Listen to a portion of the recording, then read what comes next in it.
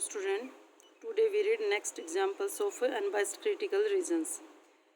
Next examples में क्या दे रखा है, गिव ए रैंडम सैम्पल। ये एक कोई भी रैंडम सैम्पल स्पेस दे रखा है जिसमें n एलिमेंट्स हैं from the distribution with PDF f of x theta theta e of minus theta x। ये किसकी PDF दे रखी है, प्रोबेबिलिटी डेंसिटी फंक्शन। ये एक्सपोनेंशियल डिस्ट्रीब्यूशन की दे रखी है, यही था ना एक्सपोनेंशियल डिस्ट्रीब्यूशन में f of x theta is equal to theta e of minus theta x। यहाँ पर थीटा पैरामीटर है और जो x वेरिएबल दे रखा है वो पॉजिटिव है। Show that there exist no UMP test for testing. UMP test क्या था, यूनिफॉर्मली मोस्ट पावरफुल टेस्ट, यही था ना यूनिफॉर्मली मोस्ट पावरफुल टेस्ट। ठीक है, ये चेक करना कि यहाँ पर कोई भी ऐसा uniformly most powerful test exist नहीं करता, किसमें, एक्सपोनेंशियल डिस्ट्रीब्यूशन में। ठीक है, और ये हमें कैसे निकालना है, H नोट यानी कि null hypothesis against alternative hypothesis. अगर आपने लास्ट एग्जांपल्स अच्छे से पढ़े हैं तो इस एग्जांपल में कुछ भी नहीं है, बिल्कुल सिमिलरली लास्ट एग्जांपल की तरह से। सबसे पहला काम क्या है, लाइक्लीहुड फंक्शंस निकालना है, L निकालना है। L क्या होता है, जॉइंट प्रोबेबिलिटी डेंसिटी फंक्शन होता है। जॉइंट प्रोबेबिलिटी फंक्शन यानी कि जो हमारे पास प्रोबेबिलिटी डेंसिटी फंक्शंस दे रखा है उसमें सारे रैंडम वेरिएबल यूज करेंगे x1 से लेकर xn, क्योंकि यही सैंपल स्पेस दिया था ना x1 से लेकर xn तक। तो सारे सैंपल स्पेस के सारे पॉइंट रख के उन सब फंक्शंस की मल्टीप्लाई, तो वो क्या बन जाती है, जॉइंट प्रोबेबिलिटी डेंसिटी फंक्शन। यही तो होता है L is equal to product of all probability density functions. ठीक है, प्रोबेबिलिटी डेंसिटी फंक्शन क्या था, theta e of minus theta x. तो यानी कि एक्स किस में चेंज हो जाएगा, सबकी मल्टीप्लाई, यानी कि theta into e of x e की पावर माइनस थीटा x1, फिर थीटा इंटू ई की पावर माइनस थीटा x2, फिर ई की पावर तो सारी ऐड हो जाएगी और theta theta theta up to n times, तो वो क्या आ जाएगा, थीटा की पावर n हो जाएगा। ठीक है, और ये सबकी मल्टीप्लाई में ई की पावर ऐड हो जाएगी, ई की पावर ऐड हो जाएगी तो माइनस थीटा कॉमन ले लिया और सारे जो x1 x2 xn थे सबका क्या हो गया, समेशन हो गया। ठीक है, फिर क्या कहता है, consider H1 theta is equal to theta 1। Alternative hypothesis में इस फंक्शन में थीटा की जगह कितना आ जाएगा, थीटा 1, और थीटा की जगह थीटा 1 लिखते ही इसको क्या मानकर चलेंगे हम, L1। ठीक है, और नल हाइपोथेसिस में क्या होता है, H naught is equal to theta naught, यही पैरामीटर दे रखा है ना स्टेटमेंट में, तो वो क्या हो जाएगा, L नोट। जब थीटा की जगह थीटा नोट लिखेंगे तो L नोट हो जाएगा। और न्यूमैन पीयर्सन्स लेमा क्या था, L1 divide by L naught greater than equal to k, यही था ना। या फिर ऐसे लिख लो, L naught divide by L1 less than equal to k, एक ही बात है। या फिर L1 को ऊपर लिखेंगे, L नोट से डिवाइड करेंगे तो क्या हो जाएगा, ग्रेटर देन इक्वल टू के।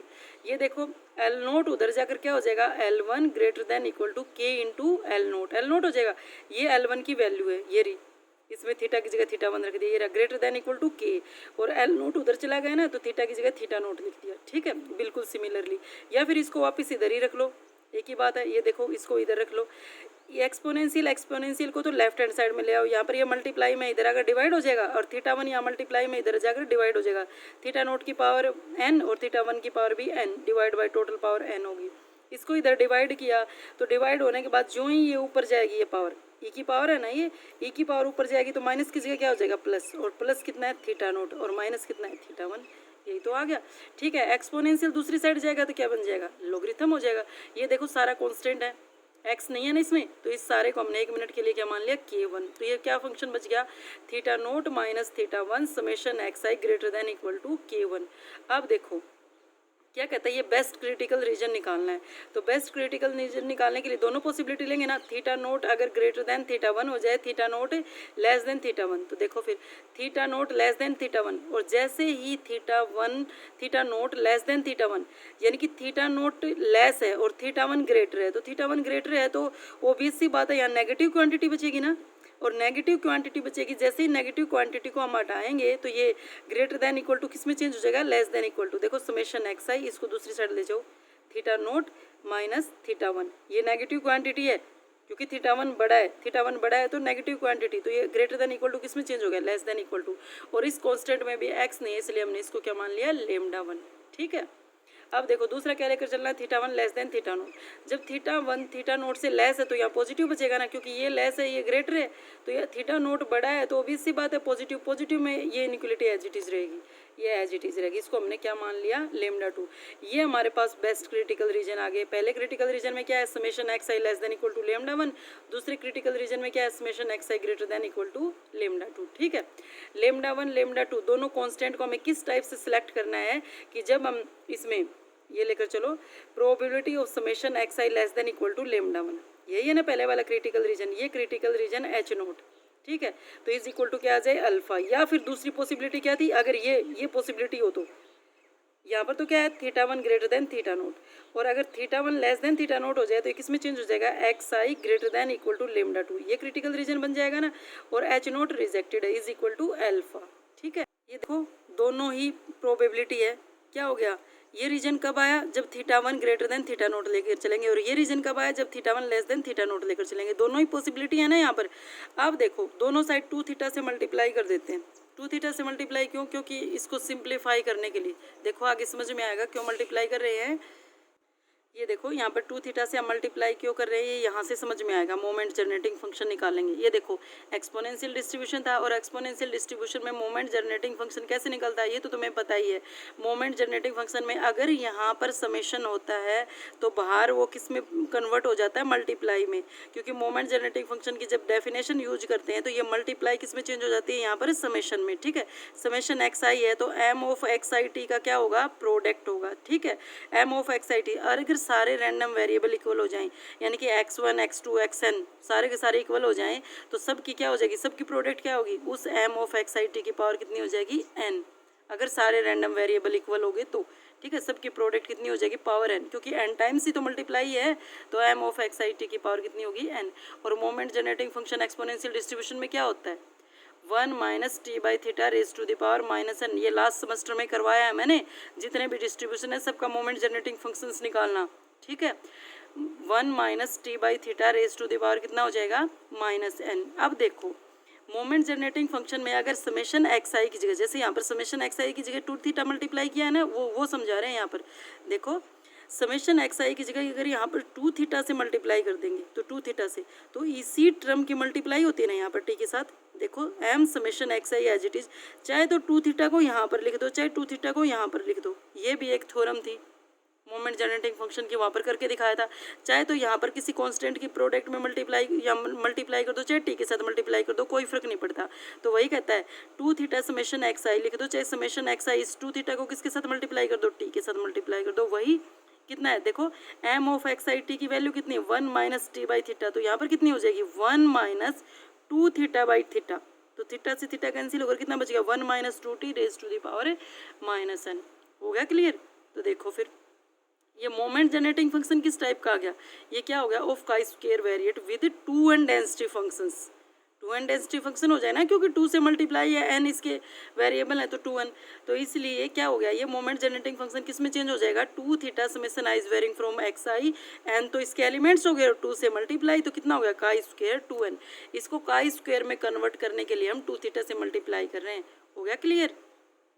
देखो फिर हो गया ना ये काई स्क्वायर टू एन में कन्वर्ट, तो अब कितना हो गया भाई एच नोट में कितना हो जाएगा two theta naught summation x i less than equal to mu one हमने उस रीजन को मान लिया, दोनों साइड टू थीटा से मल्टीप्लाई की थी, यहाँ पर कितना था टू थीटा लेमडा वन, तो टू थीटा लेमडा वन को माना है इसने, ये म्यू वन, ठीक है, लेस देन इक्वल टू, तो ये कितना आ गया, ये अभी हमने निकाला काई स्क्वायर टू एन आ गया, और लेस देन इक्वल टू कितना है म्यू वन, और इज इक्वल टू अल्फा था ही।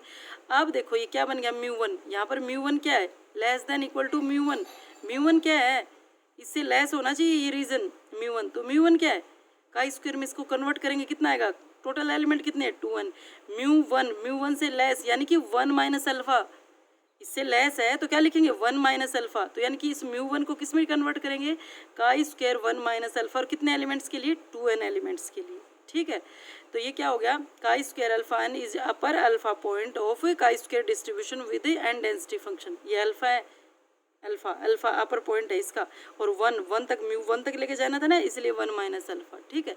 तो यहाँ से हमारे पास क्या आ गया, अब देखो probability chi square greater than chi square alpha n is equal to alpha, chi square की प्रोबेबिलिटी किससे होगी काई स्क्वायर अल्फा एन, इसको टू एन को हटा दिया एक मिनट के लिए, वही बात है ये, देखो काई स्क्वायर या फिर काई स्क्वायर अल्फा एन, ठीक है।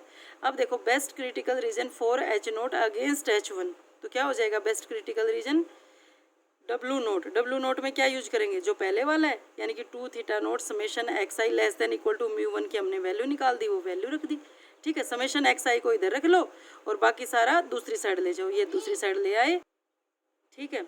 यहाँ से हम डायरेक्ट किसको लिख देंगे, इसकी वैल्यू लिख देंगे, μ1 की वैल्यू निकाल दी थी डायरेक्ट μ1 की वैल्यू, और ये आ गया। ठीक है, यहाँ से हमें क्या पता चल गया कि ये since it is independent of theta one नहीं है ना, सिर्फ अकेला थीटा नोट है। ठीक है, इसलिए W note is uniformly most powerful critical reason for H note against H1। H note against H1 यानी कि अकेला थीटा नोट आया है एच नोट का अगेंस्ट H1। ठीक है, एच नोट अगेंस्ट H1, तो अकेला आंसर एच नोट यानी कि थीटा नोट में आया है जो एच नोट का ये था पैरामीटर था, और कहीं पर भी अगेंस्ट H1 निकाला, थीटा वन नहीं आया हुआ। अगर थीटा वन नहीं आया तो इसी को हम क्या बोलेंगे, uniformly most powerful critical reason. और UMP टेस्ट पढ़ भी चुके हो ना तुम।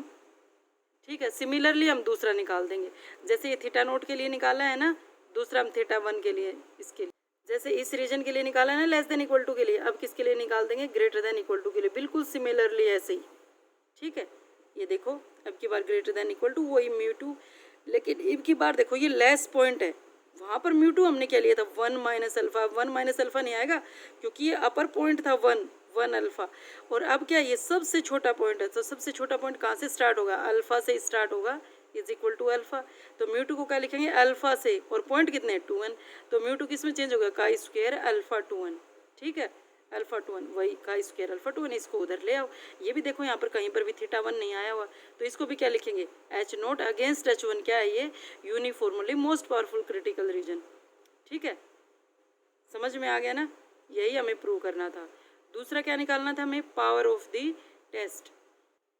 देखो हमने दोनों uniformly most powerful critical reason निकाल कर देख ली, दोनों निकाल लिए ना।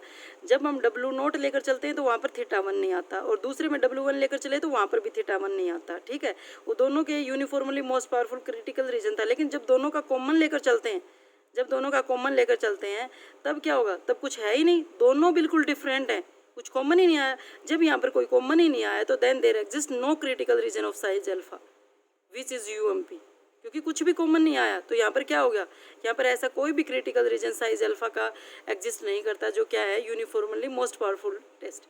लेकिन देखो अलग अलग तो आ जाता है, जब एक तो लेस देन थीटा नोट के लिए लेकर चले, एक ग्रेटर देन थीटा नोट लेकर चले, अलग अलग तो uniformly most powerful critical reason है। लेकिन इसने ऐसी कोई कंडीशन नहीं दी कि हमें अलग अलग निकालना है, इसने कहा कि दोनों का ही निकालना है। ये तो हमने खुद ने केस बनाए थे, एक बार तो theta naught one less than theta naught लेकर चलना है, एक बार theta one greater than theta naught लेकर चलना है, हमने अपनी मर्जी से बनाया ये। और यहाँ पर दोनों क्रिटिकल रीजन निकाल दिए, लेकिन जब दोनों को कंबाइंड करते तो यहाँ पर साइज अल्फा का ऐसा कोई भी कॉमन रीजन एग्जिस्ट नहीं करता, इसलिए यहाँ पर कोई भी uniformly most powerful critical region नहीं है। अब देखो हमें क्या निकालना है, power of the test. Power of the test कैसे निकालते हो, वही 1 minus beta is equal to probability of x belongs to W naught where H1 आएगा ना, तो x belongs to W naught, दो पावर ऑफ द टेस्ट निकलेंगी, एक तो W नोट क्रिटिकल रीजन के लिए, एक W1 क्रिटिकल रीजन के लिए, दो बार निकालनी है, क्योंकि एक बार तो theta one greater than theta naught लेकर चल रहे हैं, एक बार theta one less than theta naught लेकर चल रहे हैं, दो रीजन निकाले थे ना, इसलिए दो पावर ऑफ द टेस्ट निकलेंगी। ठीक है, तो यही इसकी वैल्यू अभी निकाली थी हमने, summation xi less than equal to 1/2 theta naught chi square 1 minus alpha 2 n H1। ठीक है, अब यहाँ पर H1 यूज करना है, H1 यूज करना है तो H1 में क्या होगा, थीटा वन होता है ना, इसलिए दोनों साइड 2 थीटा वन से मल्टीप्लाई कर देते हैं। यहाँ पर भी 2 थीटा वन से मल्टीप्लाई, यहाँ पर भी 2 थीटा वन से मल्टीप्लाई, 2 से 2 कैंसिल हो जाएगा, कितना बच गया theta one by theta note, ये आ गया। ठीक है, यहाँ पर ये किसकी वैल्यू आ गई, काई स्क्वायर 2n की, तो ये आ गया इसका पावर ऑफ द टेस्ट। हो गया क्लियर। सिमिलरली अब W1 क्रिटिकल रीजन लो, वहाँ पर क्या था, greater than equal to H1 है तो वही दोनों साइड 2 थीटा वन से मल्टीप्लाई कर दो, यहाँ पर 2 थीटा वन से मल्टीप्लाई होते ही किस में चेंज हो जाएगा, काई स्क्वायर 2n में, ग्रेटर देन इक्वल टू वही आ गया। ठीक है, पावर ऑफ द टेस्ट। अगर लास्ट एग्जाम्पल्स कर रखे तो इस एग्जाम्पल में ऐसी कोई प्रॉब्लम नहीं आएगी। ठीक है, आज के लिए यही एग्जाम्पल। Thank you.